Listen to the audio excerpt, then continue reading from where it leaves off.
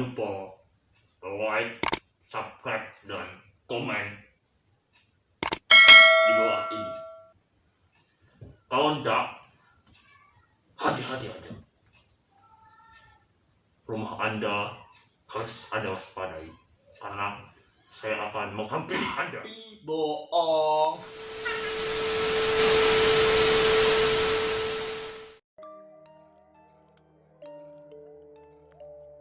Nah, pada hari ini ya kan, kalau di sini pada malam ini ya kan, pada malam ini terkhusus buat teman-teman saya akan menyampaikan tips membaca buku gitu kan, ala penyu. Nah, sebelum dimulai tipsnya, sekedar mau cerita dulu pada saat training ya kan, training di salah satu organisasi, ada abang-abang dia menyampaikan materi ya kan, dia dengan lincahnya gitu menyampaikan materi, dia menyampaikan dengan sistematis ya kan, kritis juga ya kan, objektif juga, dia punya landasan gitu loh. Landasannya Al-Quran sama landasannya buku. Nah, kemudian saya soroti di bukunya, kenapa sih orang ini suka gitu baca buku, dia bisa menyampaikan buku gitu, bisa menyampaikan buku, bukan itu, bisa menyampaikan isi buku. Nah, saya heran-heran karena apa? Karena lingkungan saya sejujurnya sangat sedikit gitu loh, atau bahkan saya belum menemukan orang yang membaca buku gitu. Nah, makanya saya langsung angkat tangan gini, Bang, gimana sih Bang cara baca buku itu? Saya tanya itu cara terang-terangan. Kan pada lihat saya. Beliau diam. Beliau enggak ngomong satu kata apapun beberapa menit. Kemudian beliau berbicara, kamu ingin membaca buku? Saya bilang dengan tegas, ya Bang, saya ingin membaca buku. Nah, kemudian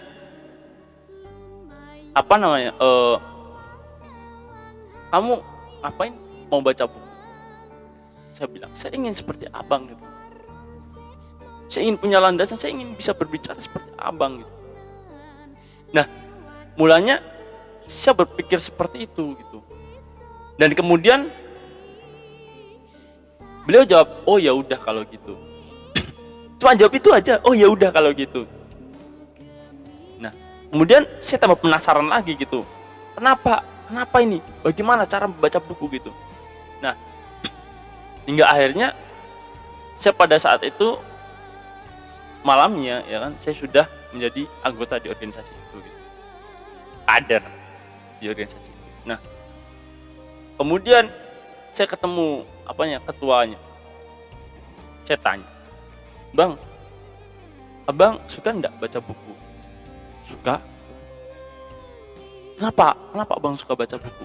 Iya, soalnya ketika kita membaca buku, kita tahu dunia gitu. Ketika kita membaca, kita tahu informasi-informasi yang banyak yang sebetulnya kita belum tahu gitu. Nah, dari situlah saya kemudian tanya lagi, bagaimana cara membaca buku, Bang? Gitu. Kemudian dia jawab gini, kamu temukan satu buku gitu kan. Temukan satu buku, kamu baca secara konsisten. Satu hari, satu halaman atau berapa baris, tapi kamu konsisten, selalu berkembang. Sama aja ketika kita berolahraga, ketika kita mau push up, kita enggak mungkin langsung 50 gitu loh. Kita misalnya baru latihan push up, itu kan 1, 2, 5, 10 gitu kan, sampai 15, sampai ke 20, sampai ke 50 gitu. Kita enggak mungkin kalau misalkan sampai ke 50 gitu, terlalu memaksa. Nah, kayak gitu. Dulu makanya saya dari situ saya mulai membeli buku gitu. Walaupun sedikit ya kan, sedikit saya beli buku, saya taruh di kos saya, kemudian saya peluk kalau tidur ya. Saya peluk gitu kan, saya ciumi gitu kan. Itu mulai punya buku. punya buku.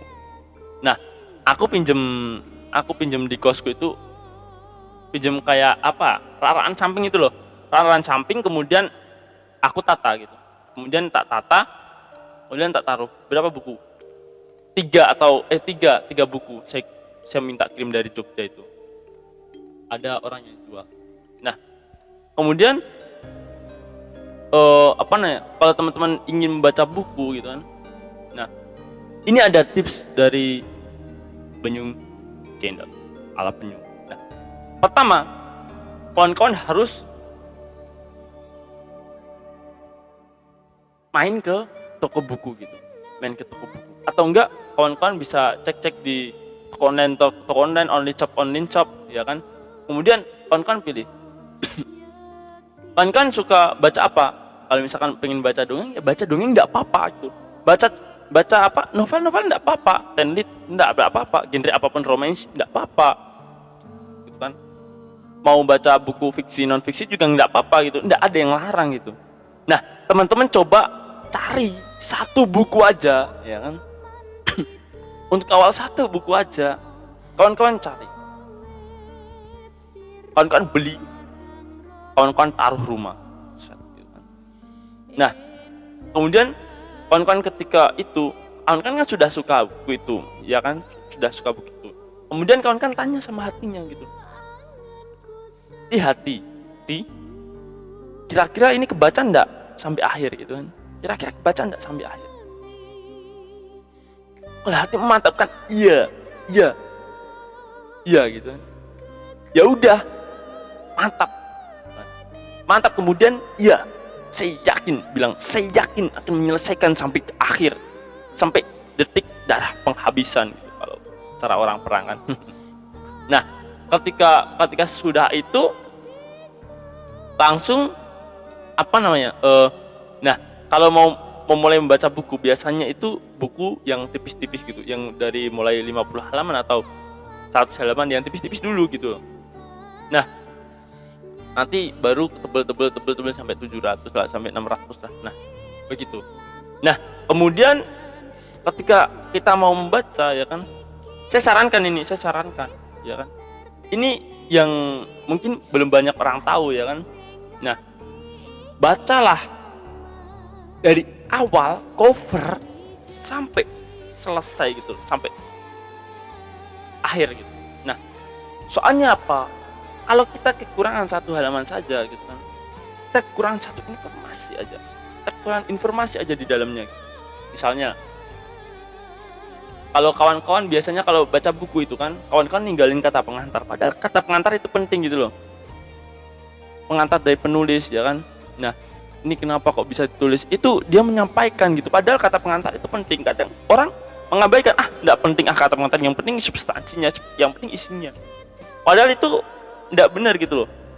Semuanya yang ada di buku itu berharga gitu. Informasi penerbitan, informasi tahun terbit, informasi penulis dan lain-lain itu sangat penting gitu. Nah, kemudian daftar isi juga harus dibaca ya kan.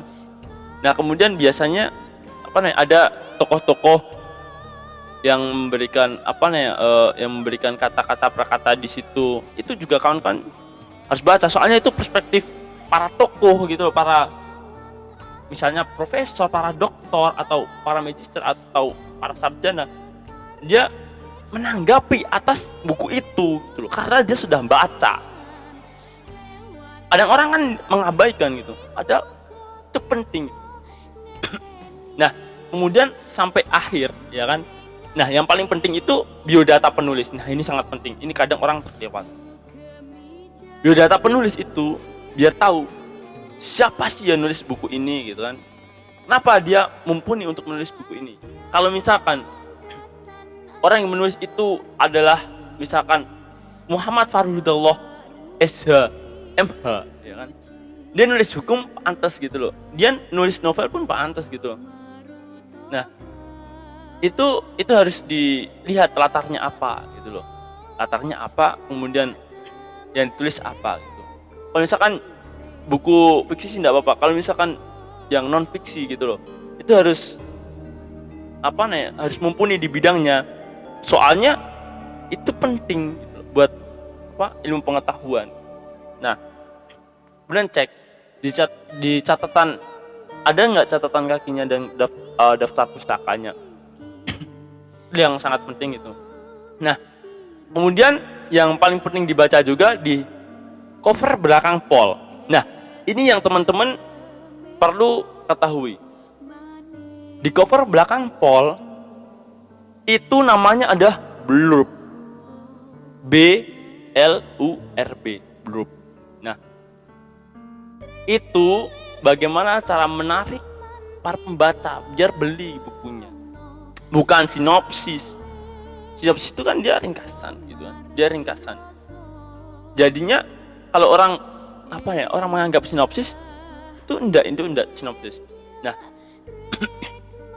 sinopsis itu biasanya kalau misalkan perihal buku, sinopsis itu biasanya untuk nyetorin ke penerbit gitu. Untuk nyetorin ke penerbit, kalau misalkan saya nulis buku, ya kan, saya nulis buku. Nah, saya tulis buku, ya kan, dari bab 1 sampai selesai, kemudian saya punya sinopsisnya, kemudian saya kirim ke sana semua. Gitu. Saya kirim ke sana semua. Nah, sinopsis itu dia sudah menjelaskan isi dari buku itu gitu loh. Tapi walaupun belum keseluruhan, tapi sudah menjelaskan gitu.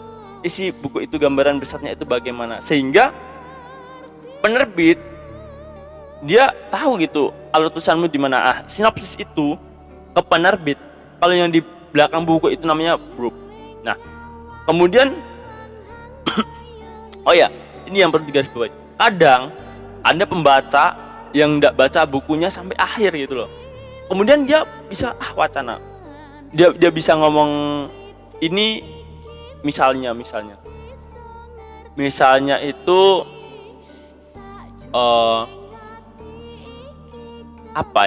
misalnya itu seperti HP. Jangan HP. Misalnya meja, ya kan? Meja itu kalau misalkan ya ada tulisan gini. Meja terbuat dari kayu jati. Ya kan? Kelemahannya nanti kalau misalkan bisa dimakan rayap, nanti bisa keropos satu persatu. Nah, dia cuma baca sampai itu. Padahal penting untuk baca keseluruhan. Nah, kelebihannya padahal ada lagi kelanjutnya. Kelebihannya kayu jati itu awet. Nah, kadang kayak gitu. Kadang orang bisa menyimpulkan padahal dia belum baca sampai full gitu loh. Ada yang tak hiranin gitu. Kenapa orang bisa menyampaikan tapi dia belum membaca secara full gitu loh. Dalam arti lain, dia belum selesai lah membacanya gitu loh. Nah, itu yang paling penting. Bacalah sampai selesai. Nah, kemudian ada lagi, ini. Kalau misalkan kawan-kawan mau baca buku, ya kan, doain penulisnya dan penerbitnya. Soalnya penulis itu dia sudah meluangkan waktunya, ya kan? Dia sudah meluangkan waktunya untuk berkontribusi ke negara gitu loh. Dalam arti lain, kalau skala kecil negara, kalau skala luas umat manusia gitu loh. Dia curahkan ilmu pengetahuannya di situ, kemudian kawan-kawan baca. Dan penerbit juga, dia bersedia untuk menerbitkan buku dari penulis gitu loh. Sehingga kawan-kawan perlu mendoakan gitu loh agar diberi kesehatan. Misalnya penulis diberi kesehatan, misalnya Rusdi Matahari, ya kan? Itu kan sekarang almarhum. Itu doain gitu kan. Kemudian Putut ya itu didoain. Kemudian Agus Sarjono itu didoain. Nah, itu sangat penting gitu, mendoakan penulis dan penerbit. Nah, ada yang tanya sih, apa sih manfaat baca buku itu, Kak? Manfaatnya itu kawan-kawan bisa ngelilingi dunia gitu. Tapi dalam skala kecil, dalam arti lain, baca itu ini misalnya Baidu Zaman Said Nursi itu ada bukunya tentang Timur Tengah, Turki. Kawan-kawan baca, Turki gini ya, kan?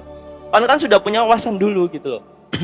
Nah, kemudian punya banyak informasi. Kemudian lebih kritis lagi berpikir. Nah, tujuan membaca ini, ya kan? Ini untuk kebahagiaan kalau saya pikir.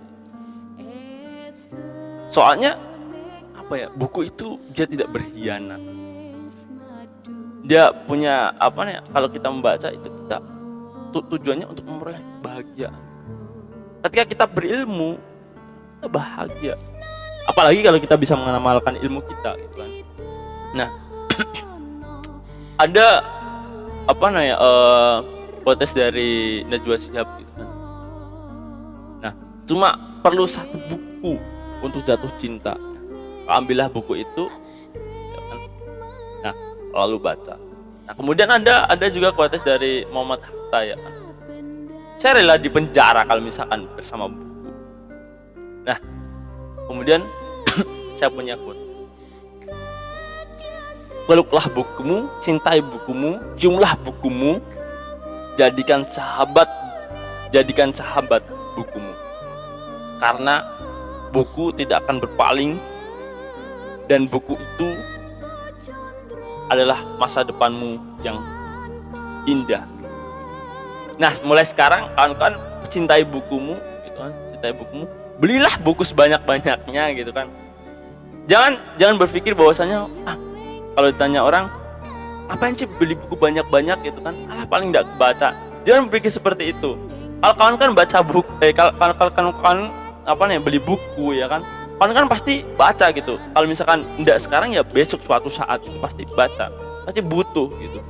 Nah, buat kawan-kawan yang saat ini sedang kuliah atau masih siswa, ya kan, selalu semangat, jangan lupa selalu baca buku. Kalau misalkan kawan-kawan dapat kritik itu diterima, ya kan, kritik konstruktif loh itu diterima. Kemudian kawan-kawan selalu muhasabah diri, selalu mengkoreksi diri, apa sih yang salah, apa yang salah. Kan banyak kok buku-buku yang perlu kawan-kawan pelajari. Ada buku filsafat, politik, hukum, ekonomi, buku-buku novel dan lain-lain gitu. Kalau pertama saya baca buku itu korupsi belum ada matinya, itu saya tidak selesai, tapi saya tidak ngomong apa-apa terkait itu. Nah, kemudian ada menjadi bijaksana, itu pertama saya baca. Nah, kemudian saya masuk ke Pramudia, Tutur. Nah, saat ini saya membaca bukunya Rusdi Matahari yang yang terkait pintar sama bodoh itu loh. Mungkin kalian kan tahu, saya lupa judulnya. Semoga Rusdi Matahari beliau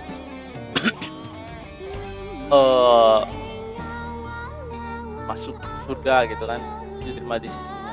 Nah, mungkin ini tips baca buku, tips cara baca buku ala penyu, ya kan. Nah, tunggu aja review buku selanjutnya, akan saya review buku selanjutnya. Untuk teman-teman, kalau misalkan ada saran, kritik lah, sampaikan saja, enggak apa-apa. Nah, di Muhammad Farul Hudallah 71@gmail.com ada di sini. Nah, terima kasih kawan-kawan. Apabila saya salah ucap, saya emang manusia biasa sih salah ucap, apalagi teman-teman saya. Nah, saya mohon maaf. Selamat berjuang, hidup mahasiswa, hidup rakyat Indonesia. Semangat membaca, karena membaca itu gudang ilmu dan jendela dunia. Makasih.